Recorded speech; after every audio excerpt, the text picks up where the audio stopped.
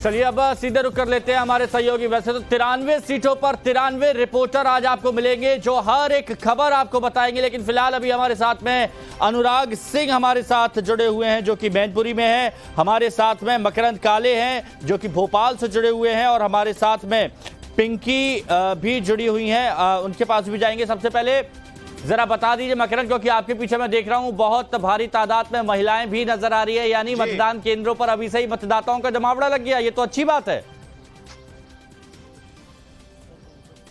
जी बिल्कुल, मैं इस समय बुधनी में मौजूद हूँ, जैत में, जहां पर पूर्व मुख्यमंत्री शिवराज सिंह चौहान का निवास भी है और थोड़ी देर में वो घर से निकलेंगे भी। और आप देख पा रहे होंगे तस्वीरों में यहाँ पर तमाम महिलाएं आपको नजर आ रही होंगी, लाडली बहनें हैं ये जो स्वागत के लिए खड़ी हैं। और बात करते हैं उन्हीं से कि वो यहाँ पर क्यों आई हैं, मतदान करने आई हैं। जी, ये स्वागत की थाली किसके लिए है? मामा जी के लिए। मामा जी के लिए है। क्या बात हुई है उनसे, कितनी देर में आएंगे और क्यों आप यहाँ पर आई हुई है स्वागत के लिए? हम वो आने वाले हैं, हम उनका स्वागत करेंगे और वो वोट डालेंगे कि ये जीत की खुशी में है हमारे मामा जी के लिए। ये स्वागत तिलक उनके जीत का प्रकार जीत के लिए है। क्या किया है उन्होंने ऐसा जो आप इतना आशान्वित हैं उनकी जीत को लेकर? मामा जी ने जी मानती हूँ अभी मतदान होना है। हमारे मामा जी ने पैदा होते ना जब से उनके लिए किया है और जब मृत हो जाते ना आखिरी तक, जब तक उनके लिए फॉलोइंग है लाडली बहनाओं की। कहाँ मतलब क्या आपका कहना है? यहाँ पर मतदान करने आई है, 6:30 बज रहा है, अभी आधा घंटा बाकी है लगभग। आप आरती का थाल लेके खड़ी है। भैया के लिए खड़ी है। देखिए ये फैन फॉलोइंग यहाँ पर मकरंद हम समझ सकते हैं कि जब शिवराज सिंह चौहान आते हैं तो लोगों के अंदर कितना क्रेज है उनका। हालांकि वो खुद विदिशा से लड़ रहे हैं, लेकिन बुधनी में वो मतदान करने पहुंचेंगे तो वहां पर ये लोगों की भीड़ है। अब हमारे साथ पिंकी भी जुड़ी हुई है, पिंकी हुबली से। लेकिन पिंकी मैं तुरंत आ रहा हूं आपके पास। जरा अनुराग आप बता दीजिए कि जहां पर आप मौजूद हैं यानी मैनपुरी में, वहां पर किस तरह की तस्वीरें हैं? क्या वहां पर भी अभी सही मतदाताओं का जमावड़ा लग गया है? बिल्कुल हिमांशु, मैं तस्वीरें दिखाता हूं। मैं जिस पोलिंग बूथ पर मौजूद हूं, सबसे इंटरेस्टिंग बात यह है कि यहां खुद यादव परिवार के जो तमाम सदस्य हैं वो वोट डालने के लिए पहुंचेंगे। ये सफाई का आदर्श मतदान केंद्र, और आप देखिए कि तैयारियां किस तरह से की गई। और जैसा कि हिमांशु आपने सवाल पूछा, अभी उस तरह की कोई ऐसी तस्वीर नहीं दिख रही है कि वोटर्स यहां पर पहुंचे हो, लेकिन पोलिंग पार्टीज ने यहां पर अपनी तमाम जो रिहर्सल्स हैं वो पूरी कर ली है। मॉक पोल हो चुका है और अब से तकरीबन 15 मिनट बाद, 20 मिनट बाद वो जो तैयारियां हैं वो बिल्कुल धरातल पर दिखने लगेंगी। वोटर्स यहां पर पहुंचेंगे इस बात की उम्मीद की जा रही है। लेकिन जरा मैं अपने कैमरा पर्सन अभिषेक से कहूंगा कि वो तस्वीरें दिखाएं। अभिषेक, ये दिखा दीजिए कि इस मॉडल पोलिंग बूथ को किस तरह से सजाया गया है, क्योंकि यहां की लड़ाई बहुत इंपॉर्टेंट है ही, लेकिन वोटर्स पोलिंग बूथ तक पहुंचे इसके लिए जो तमाम प्रशासन के लोग हैं वो काम कर रहे हैं और ये तैयारियां जो है वो की गई है। सुरक्षा बल यहां पर लगे हुए हैं। अब मैं हिमांशु आपको बहुत इंटरेस्टिंग चीज बताता हूं। ये सीट इसलिए बहुत इंपॉर्टेंट है क्योंकि डिंपल यादव यहां से चुनावी मैदान में, पिछली बार उपचुनाव हुआ था, डिंपल यादव भारी मतों से यहां से जीती थी, लेकिन भारतीय जनता पार्टी अगर 80 में से 80 सीटें जीतने की बात कहती है तो ये जो समाजवादी पार्टी का गढ़ है इस सीट को भी जीतना होगा।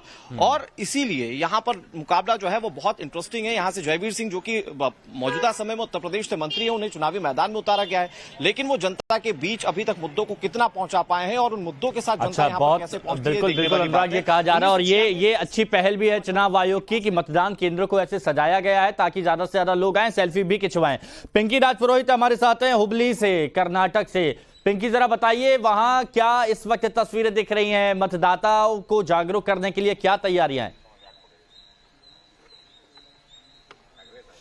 देखिए, मतदाताओं को जागरूक करने के लिए तमाम कदम जो है इलेक्शन कमीशन द्वारा उठाए जाते हैं वही उठाए गए हैं और साथ ही मॉक पोलिंग जो है वो हो चुकी है। जहां तक अगर पोलिंग स्टेशंस की बात करें, इस वक्त हम हुबली धारवाड़ सीट पर मौजूद है जहां पर प्रहलाद जोशी जो है वो मैदान में बीजेपी की तरफ से, और इस वक्त हम उनके घर के बाहर मौजूद है जहां पर 8:30 बजे के आसपास वे यहां से पोलिंग वोट करने के लिए पहुंचेंगे। साथ ही आपको बता दें कि इस बार जो है 28 सीटों में से 14 सीट्स पर पहले ही चुनाव हो चुके हैं।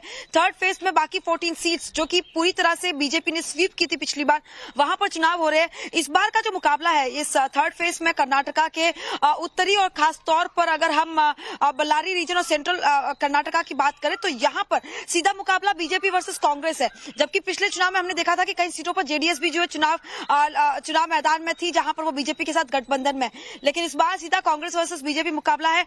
और साथ ही हुबली की अगर बात करें तो यहाँ पर नेहा हिरेमठ का जो मर्डर केस था, लव जिहाद का जो एंगल बीजेपी ने जिस तरह से आरोप लगाए थे कांग्रेस पर भी कि किस तरह से उनके अपीजमेंट पॉलिटिक्स का नतीजा रहा, तो ये मर्डर केस जो है वो इस बार काफी ज्यादा सुर्खियों में रहा और ये कहीं ना कहीं आज की इस वोटिंग के लिए भी एपी सेंटर बनाए रखेगा। और जहां पर आज बीजेपी जो है उनका भी ये मानना है कि जब वोटर्स पोलिंग बूथ पर पहुंचेंगे तो ये वाला मामला जो है वो काफी ज्यादा वोटर्स के माइंड में रहेगा।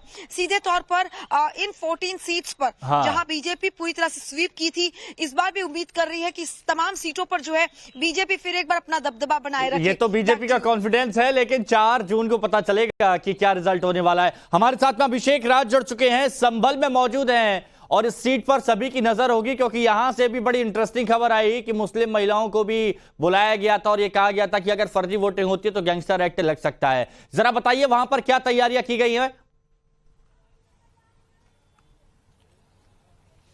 देखिए, बिल्कुल संभल में मौजूद हूं। आदर्श पोलिंग स्टेशन है। सुबह 7 बजे से यहां पे मतदान शुरू होगा। सुबह में अभी चूंकि 15-20 मिनट का वक्त है, यही कारण है कि अभी उतनी भीड़ नहीं है। सुरक्षा बल यहां पर मौके पे मौजूद है, यूपी पुलिस के जवान मौके पे मौजूद हैं। आदर्श पोलिंग बूथ को सजाया गया है, लेकिन संभल की लड़ाई बहुत दिलचस्प है, क्योंकि शफीकुर रहमान बर्क के जो पोते हैं यहां पर, जियाउर रहमान बर्क, उनका मुकाबला है यहां पर परमेश्वर लाल सैनी से। और यूपी में अगर 80 में 80 सीटें जीतने का दावा बीजेपी करती है तो इस सीट पे जीतना काफी ज्यादा इंपॉर्टेंट होगा, क्योंकि शफीकुर रहमान का एक गढ़ है वो कहा जाता है। और चाहे बसपा के साथ गठबंधन हो या अकेले चुनाव लड़े हो, शफीकुर रहमान को बहुत ज्यादा वोट जो है वो यहां पर पड़े थे, लगभग 3-3.5 लाख वोट। ऐसे में इस बार किस तरीके से उनके जो पोते हैं वो जब उनकी सीट पे लड़ रहे हैं संभल से, जियाउर रहमान, उनको कितना प्यार मिलता है ये देखने वाली बात होगी। वहीं अब बीजेपी ने परमेश्वर लाल सैनी पे दांव खेला है। सैनी वोटों को साधने का एक जो बिल्कुल आपने कहा मुकाबला बहुत अच्छा होगा यहाँ पर। अच्छा, एक काम करते हैं, साकेत का भी रुख कर लेते हैं। साकेत कुमार भी हमारे साथ जुड़ चुके हैं और साकेत कुमार हमारे साथ में जुड़े हुए हैं अररिया बिहार से। साकेत, हमने देखा बिहार में बहुत बढ़िया तरीके से चुनाव प्रचार किया गया, लेकिन आप जहां पर मौजूद है अररिया में, वहां का जरा समीकरण बताइए, क्या गुणागणित वहां का कह रहा है, क्या तैयारियां हैं? देखिए हिमांशु, जो 5 सीटों पर आज बिहार में चुनाव होने हैं तीसरे चरण में, उसमें अररिया खासतौर से इंपॉर्टेंट इसलिए होता है कि ये सीमांचल का इलाका है और यहाँ पर 43% मुस्लिम वोटर्स हैं यहाँ पर। लेकिन यहाँ से पिछले 2 बार से प्रदीप सिंह जो बीजेपी के कैंडिडेट है वो जीतते रहे हैं और यहाँ पर वोटों का ध्रुवीकरण सबसे इंपॉर्टेंट होता है।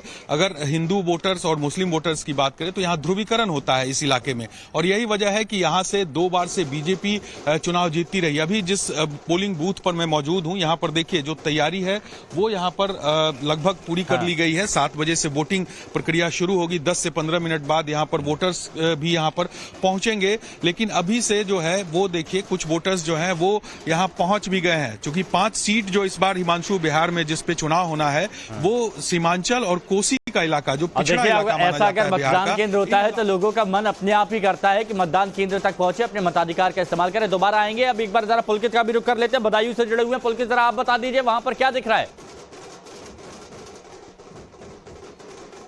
देखिए, बदायूं की इस बार लड़ाई में जो सबसे ज्यादा तस्वीरें आई वो चर्चा में रही। मौर्य की तस्वीरें आई कि संग मित्रा मौर्य किस तरीके से टिकट कटने के बाद रो रही थी जब योगी आदित्यनाथ मंच पर मौजूद थे, तो वो बहुत चर्चाओं में रही। इसके अलावा शिवपाल यादव का एक ऑडियो खूब वायरल हुआ जिसमें वो पुलिस के लोगों से बातचीत कर रहे थे और उन्हें धमकाने के लहजे में बातचीत कर रहे थे। अगर बदायूं सीट की हम बात करें तो यहाँ पर एम वाइज समीकरण सब बहुत मायने रखता है और यही वजह थी कि समाजवादी पार्टी का एक वक्त में गढ़ माना जाता था। लेकिन संघमित्रा मौर्य ने पिछली बार यानी कि 2019 के चुनाव में ये मिथ तोड़ा और बीजेपी को यहां से जीत मिली। इस बार उन्होंने अपना कैंडिडेट बदला है। और अगर समाजवादी पार्टी की बात करें तो शिवपाल यादव के बेटे आदित्य यादव यहां से लड़ाई में है। तस्वीरें आप देख रहे हैं, लोगों को इंतजार है, जैसे ही 7 बजेंगे उसके बाद में तुरंत वोटिंग के लिए ये तमाम लोग पहुंचेंगे, क्योंकि यहाँ का वोट प्रतिशत अगर हम देखें